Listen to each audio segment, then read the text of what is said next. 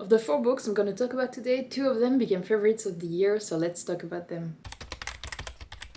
So if you've seen my last romance book review, you would have seen that I was quite disappointed with the reads I had during this video, and they made me doubt my love for contemporary romances, so I'm quite glad that of the 4 I didn't hate any of them and I loved 2 of them, so that's good for me.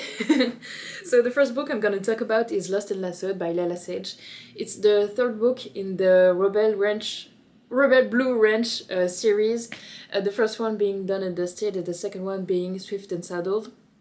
So in this one you follow Teddy and Gus. Gus is the brother of the girl in the first book, Amy, and Teddy is the best friend of Amy. So they've known not their whole life, but they've known each other for quite a long time, and they've disliked each other for quite a long time. So it's kind of like a rivals to lovers. They're not enemies, they're not like dueling, they don't have to fight, they're not enemies, but yeah, they dislike each other. So they like to taunt each other, they like to pick on each other, and you see that at the beginning of the book. But also at the beginning, Teddy loses her job, and it's the beginning of the summer, and Gus is a single dad. He has a girl, Riley, and he has a nice co-parenting relationship with the mother of Riley, but she has to go away for a few months to do an internship. So during the summer, he has Riley full-time, which he is not used to.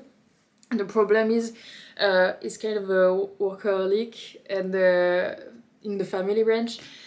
So at the beginning of the story, he forgets Riley at football practice, and Teddy comes and picks her up. And then when Gus realizes that he can't handle everything by himself, Teddy becomes his part-time nanny, lived-in nanny, so she's at his house from like Sunday to Wednesday, and she nannies Riley for the whole summer, also because Teddy is quite lost in her life. So yeah, she just lost her job, so that's quite a big thing.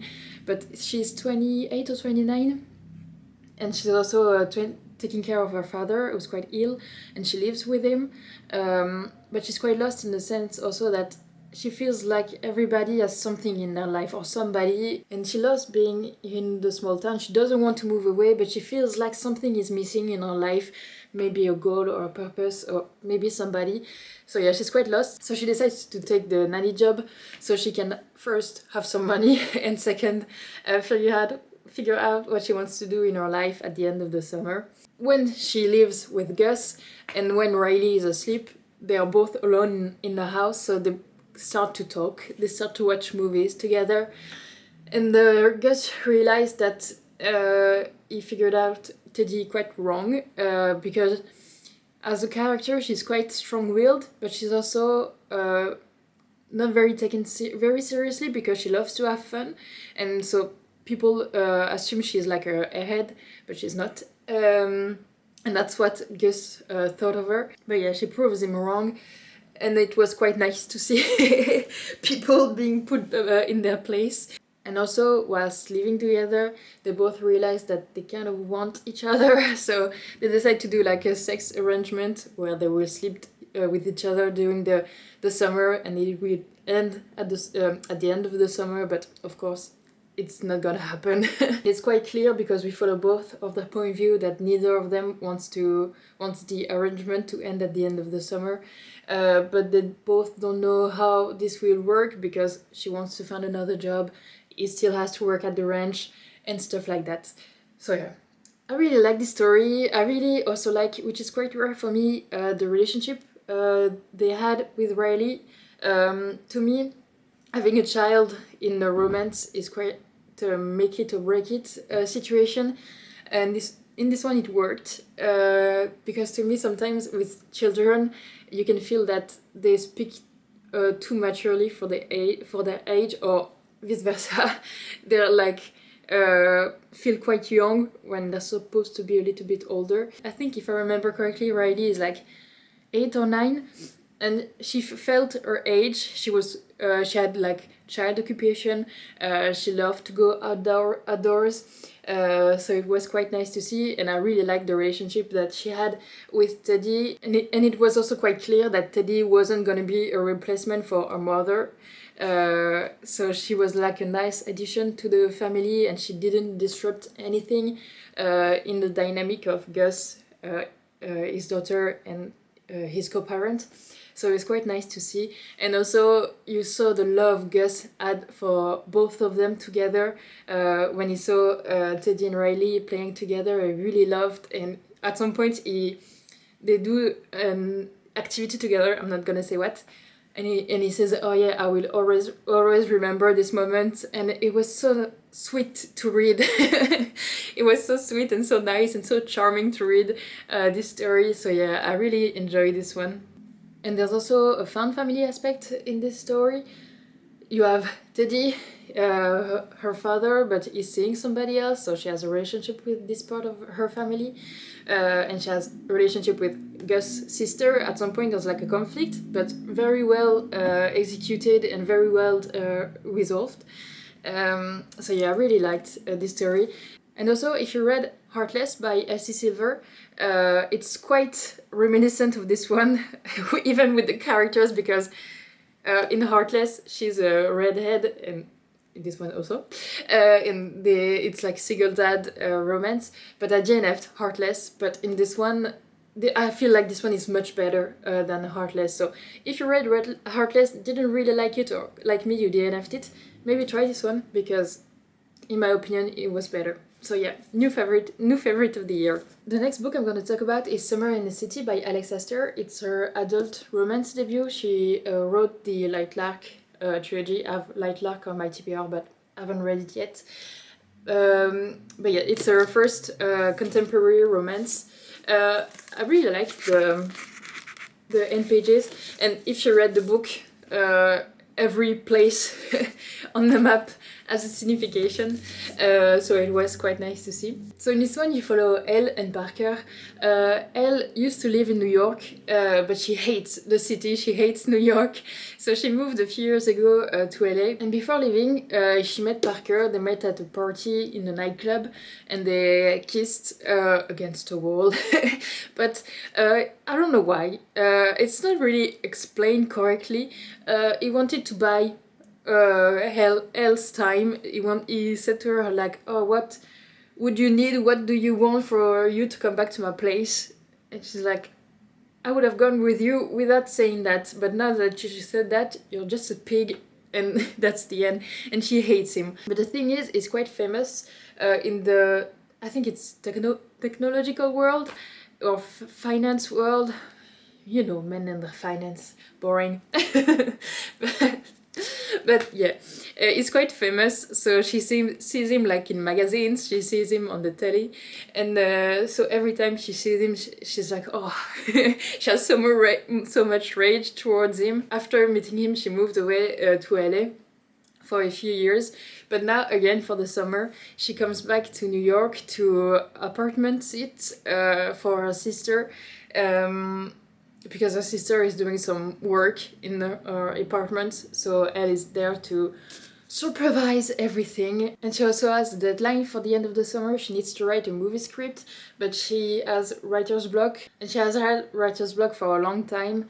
So she hopes that New York will inspire her, because the movie is taking place in New York. The movie she has to write the script for is taking place in New York. So she needs to feel inspired to write it. And what a surprise!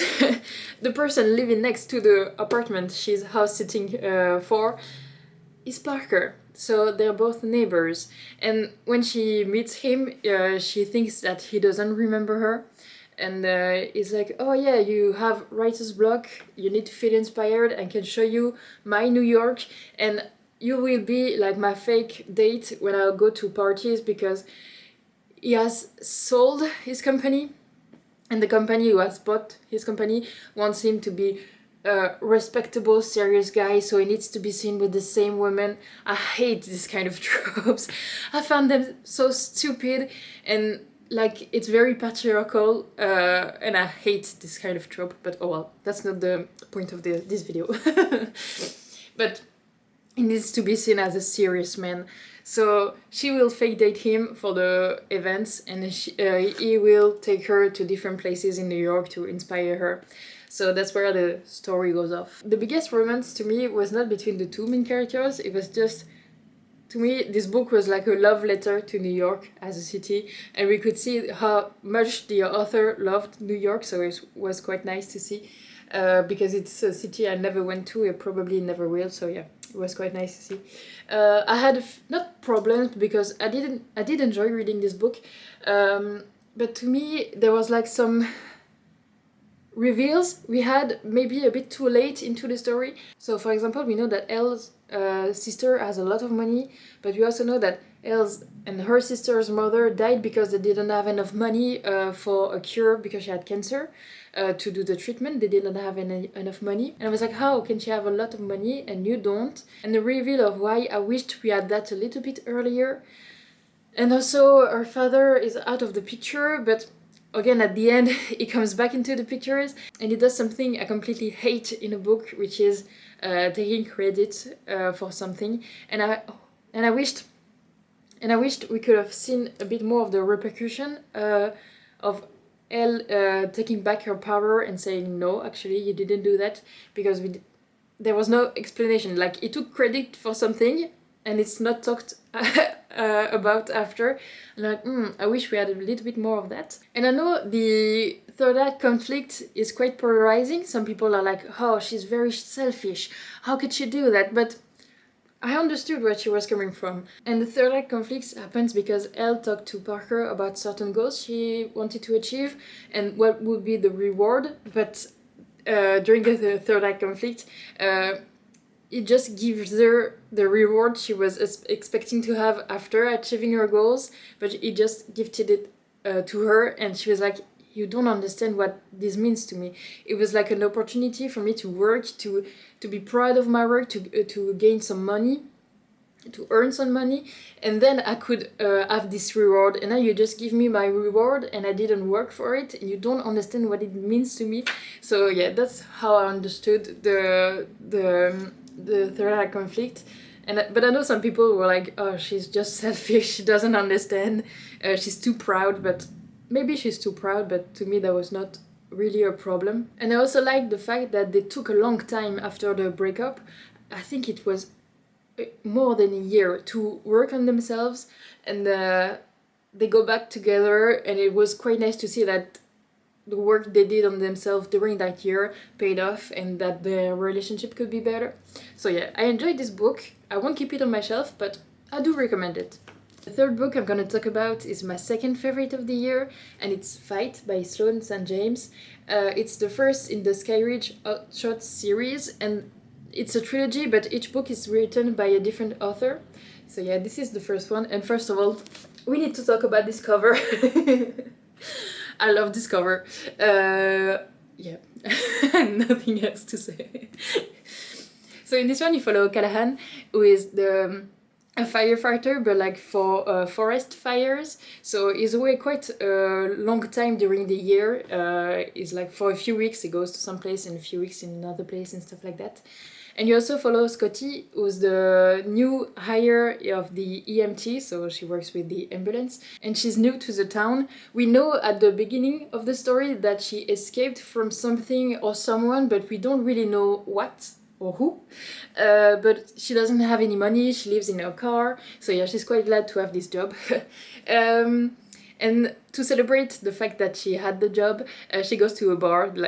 It's just the local bar of the small town, so she doesn't have a lot of possibilities of different bars.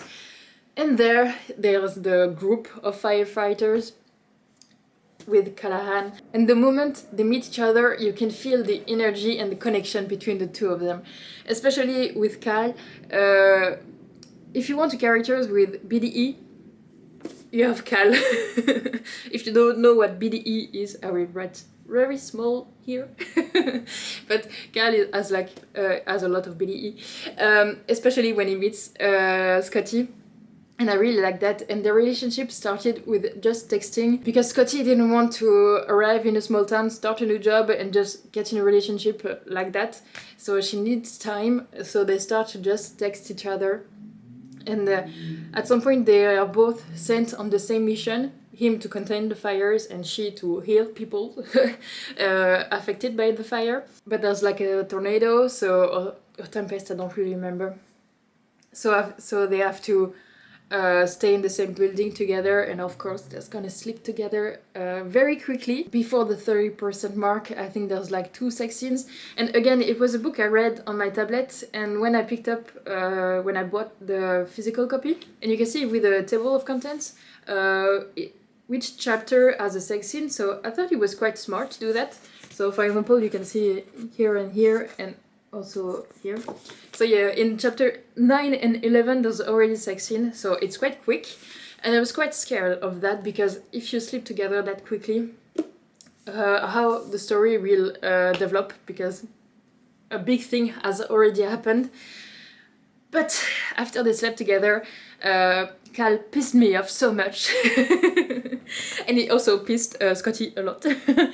Because it's like a not even miscommunication, but he thought something very wrong of her. And instead of confronting her or just asking questions, he decided to say like, oh, I don't want anything anymore with you. That's over. And she's like, okay, what happened? And when we are in our point of view, you realize that to her, she didn't do anything wrong. Newsflash, she didn't do anything wrong. And so she's quite lost, because she felt like they had a connection. They felt like she was quite welcomed in the small town. So now she's hurt. But she's a very strong character, and she decides to, you know what, I'm just gonna live my life. And so for like a few months, they don't talk to each other, but they cross paths because they live in the same town, and they have not similar jobs, but they work in the same field, so they see each other also. At some point, she decides to do a hike, and when she ascends, he descends. So they're like, oh my god, we can't escape each other. But the thing is, she didn't expect the weather to turn so badly. So when she has maybe a 3/4 of the hike done, there's like a snow blizzard, and she's stuck, and there's also like a lot of rock tumbling down the mountain she is hiking. And there's a scene. I'm not a very claustrophobic person. I don't mind being in small places like elevators, but I don't like being too squished. Like speleolog and stuff like that. No, thank you. I don't know if it's the word in English. Like people going in caves and stuff. No, thank you. And there's like a very claustrophobic scene where she's stuck under a rock and she feels like she can't breathe. And when I was reading the book, I was like, you need to breathe. Because I felt every emotion she felt. And Cal, since they crossed path during the hike, realized that she never came back to her car, never came back to do her job, to her shift. He's like, oh, maybe she's stuck. And you see how the weather has turned very badly. So he decides very grumpily and angrily to rescue her. So he found her underneath the rock she was stuck under, which was also a quite difficult scene to read. And then it becomes kind of like a survival story where they stay for a few days in a cabin at the top of the mountain. And it's a cabin where people working in the woods and on the mountain can stay during the summer normally. So yeah, for a few days they stay in the cabin and they can talk. And they talk about the fact that Cal stopped their relationship and why. But it takes them a few days. For a few days, they're just both grumpy with each other and very, not mean, because they didn't say anything mean, but they were not very open to each other, I'm gonna say. And it was quite fun to read those stories, but those scenes. But yeah, they can talk, and Cal realized that he was stupid for having stopped their relationship, and we learned the reason why. He had a false image of Scotty, so it was quite nice to see. And from this moment onwards, it was like, I'm gonna do everything to redeem myself, I'm gonna do everything to protect her. I'm like, okay. I don't know, but if you've seen my last romance review, I talked about King of Greed, and I felt like there was not enough groveling, no groveling at all in this story. But in this one, I felt like it was quite well done. And at the end, there's like, I'm not gonna spoil it, but there's like a new characters coming into the picture from Scotty's past. And Cal is like, no, I'm gonna protect her, because Scotty wants to do something to protect this character.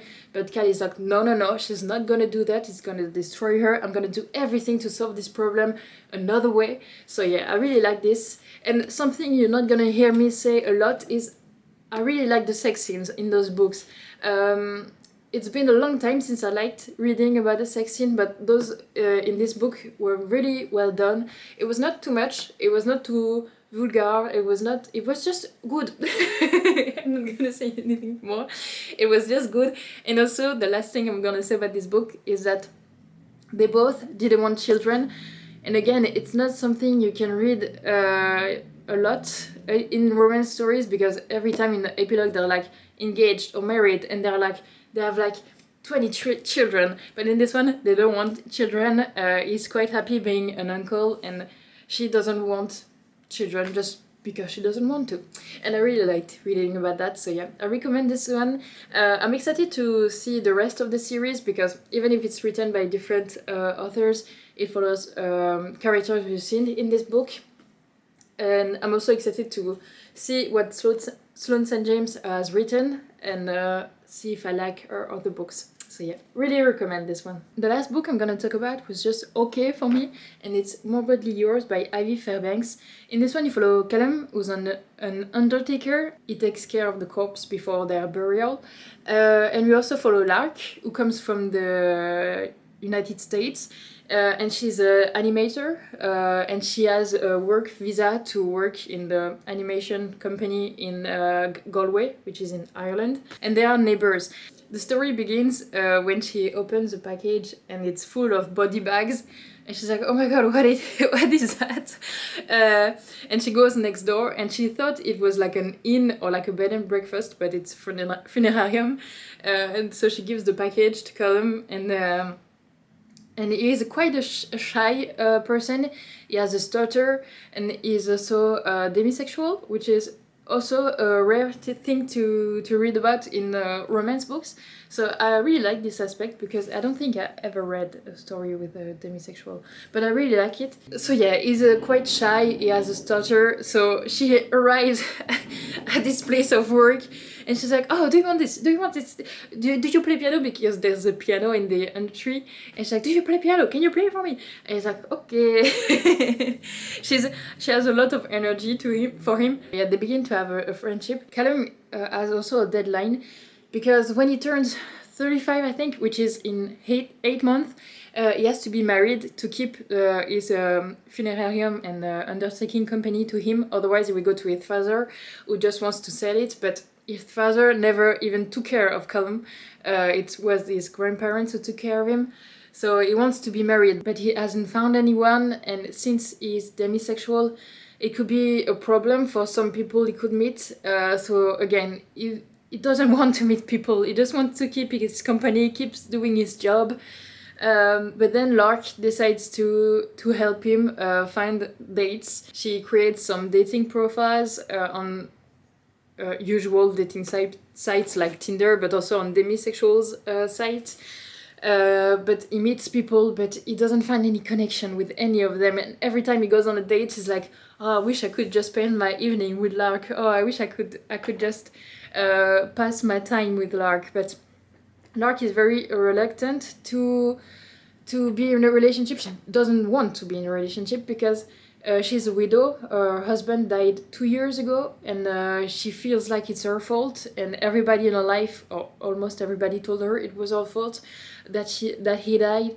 So she has a lot of guilt about that, and she doesn't want to be in a relationship. She doesn't want to fall in love because she just wants to be safe in her life. She doesn't want to go through the pain of losing somebody again.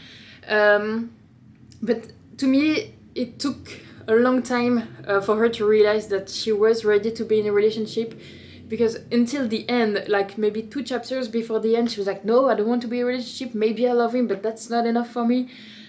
And I'm like, and Callum was just so sweet. He did everything for her, and at some point it even does like a grand gesture, not even before the conflict at the end, and she just says no to him. She's yeah, I felt like sometimes she could be quite mean. I don't think it was voluntary to be mean, but yeah, I felt like sometimes she could be mean to Callum, and I didn't really like that. I almost DNF'd this book. I think it was at 25 or maybe 30% because I don't know. I really liked the characters, but I felt like something was missing in the story. And one thing that pissed me off in this story is that Lark has a colleague, and you could see from a mile away that it was gonna cause some problems for her for her future in Ireland and in the company. And to me, what he did was a little too real. Like, I read for escapism, and what it is like an injustice in the workforce, but it really pissed me off. Like, literally, I was pissed off reading about the scenes, about him. Yeah, it was too real for me, and yeah, like I said, I read for escapism, and that was not a nice conflict to add to the story, but it's not a fault of the author or anything else. It's more like a personal preference. But yeah, I really didn't enjoy reading this part of the book. And since it happened at the end of the book, and also with the conflict, the third act conflict and stuff, I didn't really enjoy reading the end of the book. But I feel like it's not a bad book, it was just not a book for me. And that's why I said I almost DNF'd it at the beginning, because I could see where the story would go, but I felt like it wasn't really a story for me. So would I recommend this book? Yes, but yeah, it was not for me. This book concludes the video. I feel like contemporary romances redeemed themselves to me. Like, the universe heard my my problem with them, and now they were like, here you go, I give you some books you really like.